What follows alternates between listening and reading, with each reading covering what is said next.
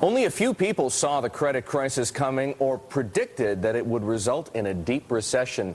George Magnus was one of them. He's the senior economic advisor at UBS Investment Bank over in London. Now that the worst of the crisis appears to be in the rearview mirror, we want to know what George Magnus thinks now. He is with us from London this morning. George, very good to have you. You wrote recently in the Times of London of the four horsemen: financial instability, loss of leverage, retiring baby boomers, and financial exit strategies. Are we facing an apocalypse? Well, it doesn't have to be an apocalypse. I mean, the crisis was man-made, and I think the solutions can be man-made too. You know, you were just talking with Tom just a few minutes ago about political will, and that's the problem. Always has been and always will be. So we can fix these problems, and you know, we know that governments can fix the economy over very short periods, as they are this spring and summer and the second half of this year. But actually what worries me really is the lack of political will to create new growth drivers in the future. All right, well, let us discuss what those new growth drivers need to be in your view. Well, I mean, one of the key things that we're losing, obviously, is leverage. Leverage was a huge driver of growth. And I think, although leverage will come back eventually, for the foreseeable future, I think we cannot assume that that anybody is going to want to borrow a lot of money in order to finance housing or investment projects and so on. But George, let me interrupt for just a moment. I hope you're not advocating necessarily that we re-inflate ourselves by giving people all kinds of borrowing power to get money that they can't afford to pay back. Oh, absolutely not. I'm not advocating that at all. I think it's very important that governments and central banks do what they have been doing, which is to inflate the economy to offset, you know, the deleveraging and the deflation that's going on.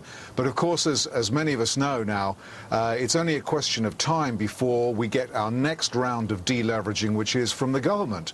Governments are going to have to basically raise taxes, raise tax revenues and cut expenditure over the next 5 years in order to try to correct the damage from adjusting to this banking crisis. But the key driver, you know, what drove our economies like crazy over the last 25 years were the baby boomers. So more baby boomers entering the labor force, more baby boomer women in particular, and more credit, which they made plenty of use of. All of this stuff is going as the baby boomers move into retirement. So we have to do something about the labor force constraint on our economy. And that's not something you can tinker with from one quarter to the next. That needs a strategy. George, we know you've done a lot of research on that demographic. We know you've done a lot of research. That's part of your most recent book, this kind of shift in demographics of the workforce. I mean, how does this change what we could see next year, even with such a basic stat as unemployment? Well, I mean, I don't think, to be honest with you, in the next 12 months, you know, we're going to see significant changes. I mean, what worries me, for example, is if you look at, say, the U.S. unemployment rate, the headline number is 9.4.